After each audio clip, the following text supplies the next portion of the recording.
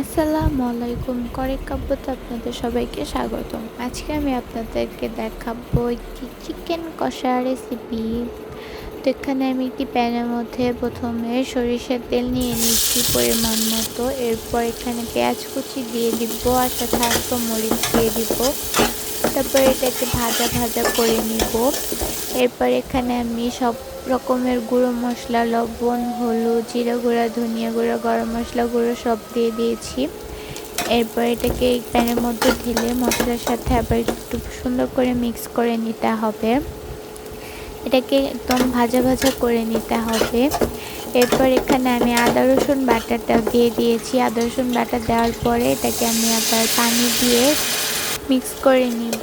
তারপর এটাকে একদম ভালো মতো নাড়াচাড়া করতে হবে। এই পর্যায়ে কিন্তু আমার খেয়াল রাখতে হবে যেন আমার মশলাটা পুড়ে না যায়। মশলাটা পুড়ে গেলে কিন্তু একদমই খাওয়া যাবে না। তারপর এখানে আমি চিকেনগুলো দিয়ে দিচ্ছি। দেওয়ার পর এটাকে আমি নাড়াচাড়া করে মশলার সাথে একদম ভালোভাবে মিশিয়ে নিব যেন মশলাগুলো চিকেনের মধ্যে ঢুকে যায়। এরপর এখানে আমি তেজপাতা আর গরম মশলা অ্যাড করেছি। এরপর এটাকে আবার ভালো মতো নাড়াচাড়া করছি। যদিও এখানে আমি গরম মশলা গুঁড়ো ইউজ করেছি। তারপর এটাকে পানি দিয়ে একটু কষিয়ে নিব। এটা হচ্ছে লেয়ার মুরগি, তাই এখানে একটু বেশি পরিমাণে পানি ইউজ করতে হবে আমাকে। আর সিদ্ধ হতেও কষাতেও একটু বেশি টাইম লাগে, তো ধৈর্য নিয়ে রান্না করতে হবে। তারপর এটাকে আবার নাড়াচাড়া করে নিচ্ছিলাম। আজকে আমি একদম কোনো ভিডিওর ক্লিপই নিতে পারছিলাম না। রান্না থেকে এত পরিমাণে ভাপ আসছিল যে ক্যামেরা একদম ঘোলা হয়ে যাচ্ছিল। তো আপনারা কিছু মনে করেন না, এর জন্য আমি খুবই দুঃখিত, সরি। তারপর আমি এটাকে আবার পানি দিয়ে নিচ্ছি সেদ্ধ হওয়ার জন্য।